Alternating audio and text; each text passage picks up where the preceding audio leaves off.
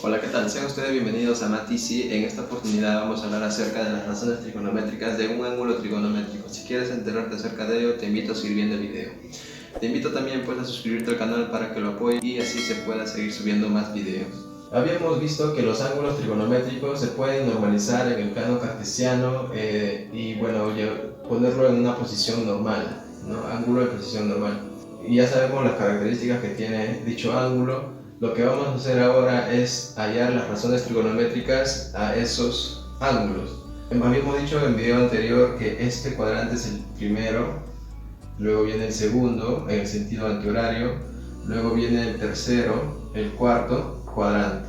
Y de acuerdo a la posición final del ángulo, se dirá que el ángulo pertenece a uno de esos cuadrantes. Por ejemplo, yo voy a considerar un ángulo en el primer cuadrante. Sabemos que si es posición normal, el vértice coincide con el origen de coordenadas y el ángulo parte del semieje positivo del eje X o eje de abscisas. Dibujamos un ángulo, por ejemplo, antihorario, un ángulo positivo, ¿sí? También puede ser un ángulo horario, un ángulo negativo, pero para el ejemplo o para la deducción de la teoría vamos a utilizar este ángulo con dichas características. Entonces, en el lado final, como está plasmado en el plano cartesiano, quiere decir que está compuesto por puntos, quiere decir que cada punto de ellos tiene coordenadas. Entonces va a tener una coordenada X y una coordenada Y. Entonces este X se llama abscisa y al Y, a la componente Y, se le conoce como ordenada. Esos dos puntos van a definir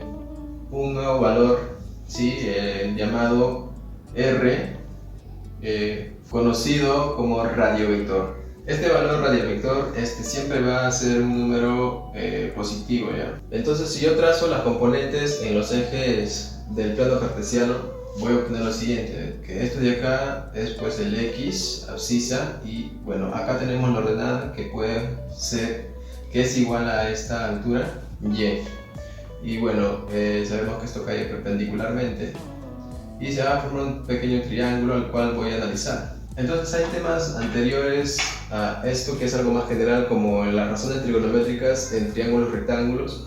Digamos que se trabaja en este sector de acá para dicho tema. Ahora este concepto se va a extender para cualquier ángulo. Es por eso que estamos diciendo que son para ángulos trigonométricos, que pueden ser ángulos muy grandes, incluso negativos. Y bueno, como sabemos, en un triángulo rectángulo se cumple el teorema de Pitágoras, y bueno, en donde la hipotenusa vendría a ser este segmento, que le voy a llamar pues R. Y este R justamente es el radiovector. Y ese radiovector se va a calcular de la siguiente manera, como la raíz cuadrada de la abscisa al cuadrado más la ordenada al cuadrado. Entonces es aquí donde vamos a hablar de razones trigonométricas para ángulos trigonométricos. Y bueno, cuando hablamos en el triángulo rectángulo decíamos que las razones trigonométricas eran razones que comparaban dos lados del triángulo rectángulo. Bueno, en este tema, ahora que es algo más general, las razones trigonométricas van a representar las relaciones de las componentes mostradas acá, ¿no? Como abscisa, ordenada, radiovector.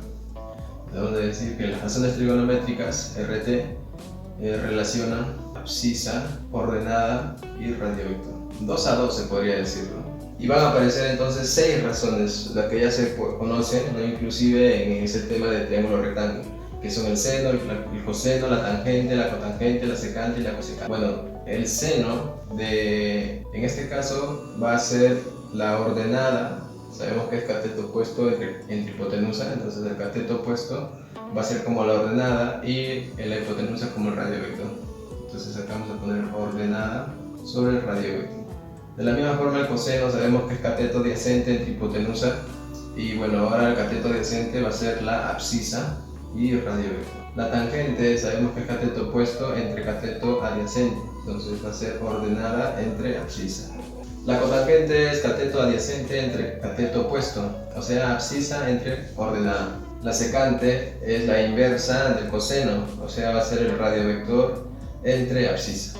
O dicho de otra manera, es la hipotenusa entre el cateto adyacente. Y ahora finalmente la cosecante va a ser la hipotenusa entre el cateto opuesto, o la inversa del seno, radiovector entre ordenada. Muy bien. Esto quiere decir entonces que si tú tomas alguna razón trigonométrica de un ángulo trigonométrico en posición normal, vas a obtener números que son positivos, negativos, debido a que las ordenadas y las abscisas se colocan con todo y signo.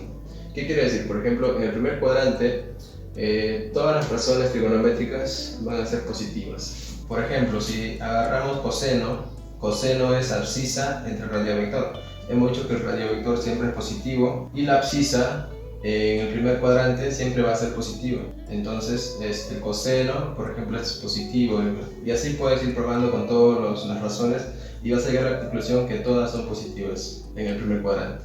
De la misma manera vas a hacer el análisis en el segundo cuadrante y bueno, vas a llegar a la conclusión que solamente el seno y su inversa, que es la cosecante, son positivos. Por ejemplo, si cogemos la cotangente es abscisa, ¿sí? X entre ordenada. La ordenada en el segundo cuadrante es positivo, pero la abscisa es negativo. Si tú divides un número negativo entre uno positivo, te da negativo. Entonces es por eso que las razones trigonométricas diferentes 2 van a ser negativas. Y de manera de resumen vamos a decir que en el tercer cuadrante la tangente y su inversa, la cotangente, van a ser las únicas positivas. Y finalmente en el cuarto cuadrante el coseno y su inversa, la secante, van a ser las positivas.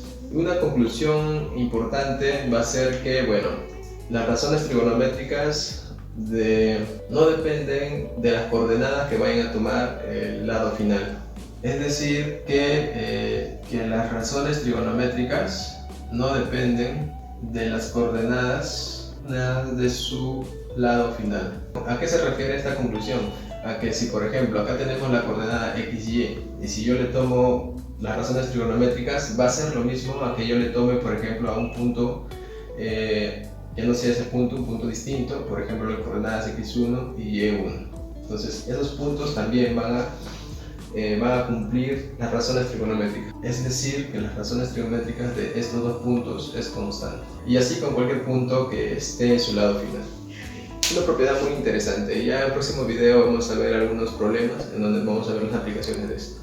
Así que te invito a suscribirte al canal para que estés enterado y también puedes dejar tu like para que apoyes al canal. Y conmigo sería hasta un próximo video.